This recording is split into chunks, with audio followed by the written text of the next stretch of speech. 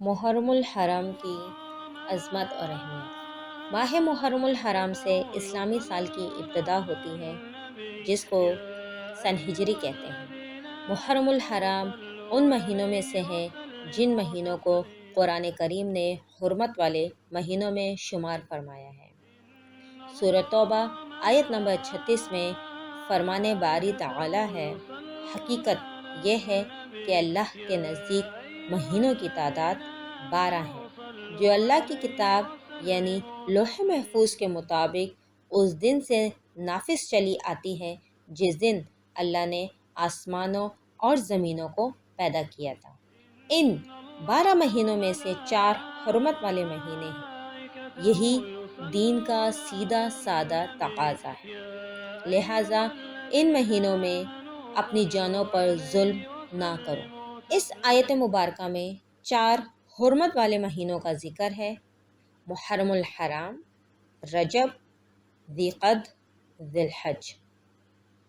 اس آیت مبارکہ میں اس طرف اشارہ ہے ان حرمت والے مہینوں میں اللہ تعالیٰ کی زیادہ سے زیادہ عبادت کرنی چاہیے اور ان مہینوں میں گناہوں سے بچنے کی فکر باقی دنوں سے زیادہ کرنی چاہیے۔ ایک روایت میں ماہ محرم کو اس کے شرف کی وجہ سے شہر اللہ یعنی اللہ کا مہینہ کہا گیا ہے۔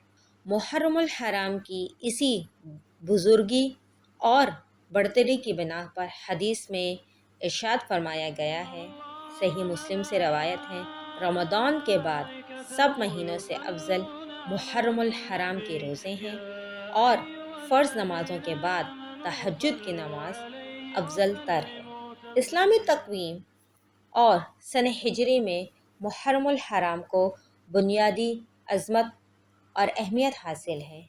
اسلام میں جن مہینوں کو عظمت اور حرمت اور عزت و احترام کی نگاہ سے دیکھا جاتا ہے، ان میں محرم الحرام ایک عظیم مہینہ ہے۔ یہ ایک تاریخی حقیقت ہے کہ انسانی تاریخ کے آغاز اور خود آسمان و زمین کی تخلیق سے قبل اللہ تعالیٰ کے طے کردہ نظام کے مطابق ایک سال میں 12 مہینے ہی ہوا کرتے تھے، اور ان 12 مہینوں میں 4 مہینے ایسے ہیں کہ اسلام کی آمد سے قبل عہد جاہلیت کے عرب یعنی کفار مکہ بھی ان کی حرمت اور احترام کے قائل تھے، چنانچہ وہ اپنی جاری جنگوں کو بھی ان مہینوں میں موقوف کر دیا کرتے تھے۔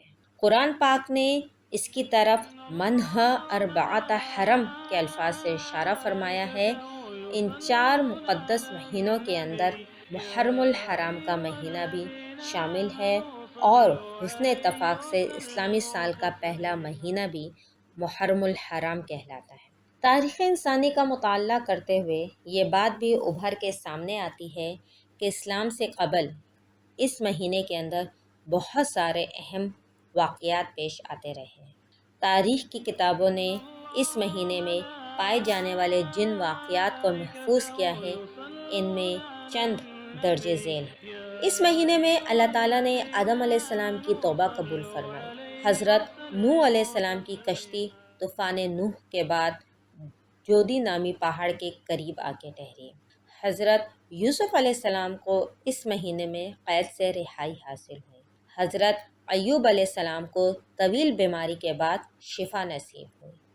حضرت یونس علیہ السلام کو مچھلی کے پیٹ سے نجات ملی۔ حضرت موسیٰ علیہ السلام اور بنی اسرائیل کو فرعون اور آل فرعون سے اس طرح نجات ملی کہ اللہ تعالیٰ نے فرعون سمیت اس کی فوجوں کو بحریہ کلزم میں غرق کر دیا۔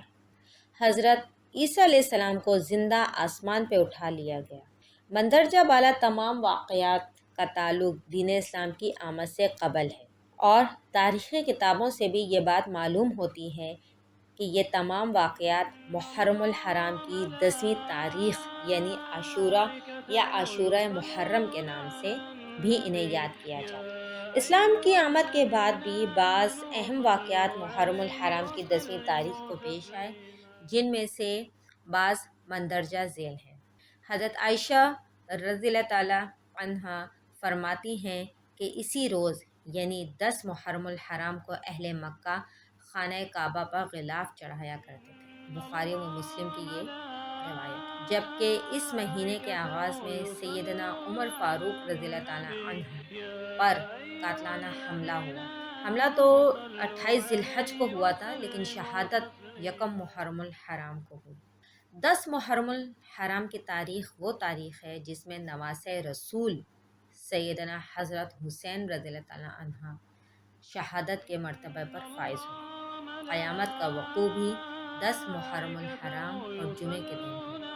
عاشورہ محرم، محرم الحرام کی 10ویں تاریخ کا نام ہے، اور محرم الحرام کے پورے مہینے میں جو تقدیس آئی وہ اس تاریخ اور دن کی وجہ سے ہے، اور اسے مقدس جانتے ہوئے گزشتہ آسمانی مذاہب سے تعلق رکھنے والی قومیں بطور شکرانہ اس کا روزہ رکھتی رہی ہیں۔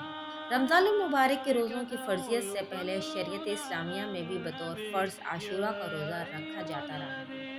رمضان المبارک کے روزوں کی فرضیت کے بعد عاشورہ کے روزے کی فرضیت تو منسوخ ہو گئی، لیکن عاشورہ کے دن کی تقدیس برقرار رکھتے ہوئے، یعنی تقدس کو برقرار رکھتے ہوئے یہ فرما دیا گیا کہ اب جس کا دل چاہے اس دن روزہ رکھے اور جس کا دل چاہے اسے ترک کر دے۔ صحیح مسلم میں حضرت ابو ہریرہ رضی اللہ تعالیٰ عنہ بیان کرتے ہیں کہ رسول اللہ صلی اللہ علیہ وآلہ وسلم نے ارشاد فرمایا، رمضان کے بعد سب سے افضل روزے اللہ کے مہینے محرم کے ہیں، اور فرض نماز کے بعد سب سے افضل نماز نماز تہجد ہے۔ یوم عاشورہ کا روزہ رکھنا افضل ترین عمل ہے۔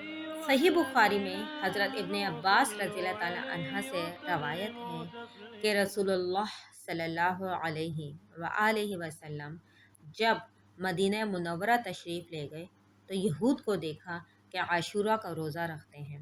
فرمایا، یہ کیا ہے؟ عرض کیا، یہ اچھا دن ہے، اس روز اللہ نے بنی اسرائیل کو ان کے دشمن سے نجات دی تھی، تو حضرت موسیٰ علیہ السلام نے اس کا روزہ رکھا تھا۔ فرمایا کہ تمہاری نسبت میرا تعلق حضرت موسیٰ علیہ السلام سے زیادہ ہے، لہٰذا آپ صلی اللہ علیہ وآلہ وسلم نے بھی اس کا روزہ رکھا اور روزے کا حکم فرمایا۔ دین اسلام چونکہ ایک مستقل مذہب ہے، اور اس مذہب نے اپنے سے پہلے کے مذاہب کی چند باتوں کو بھی اپنے اندر سموتے ہوئے ان مذاہب کو منسوخ کر دیا ہے، ان کے ماننے والوں کی مخالفت کا حکم دیا ہے تاکہ ان مذاہب سے یہ مذہب ممتاز ہو جائے۔ لہٰذا صحیح مسلم کی حدیث ہے، جب نبی کریم صلی اللہ علیہ وآلہ وسلم نے عاشورہ کا روزہ رکھا تو صحابہ اکرام نے عرض کیا کہ اس دن تو یہود و نصارہ تعظیم کرتے ہیں۔ نبی کریم نے فرمایا، جب اگلا سال آئے گا تو ہم انشاءاللہ نویں تاریخ کا بھی روزہ رکھیں گے۔ راوی کہتے ہیں کہ اب یہ اگلا سال آنے نہ پایا تھا کہ نبی کریم صلی اللہ علیہ وآلہ وسلم وفات پا گئے۔ صحیح مسلم جلد اول صفحہ نمبر 359 میں یہ روایت موجود ہے۔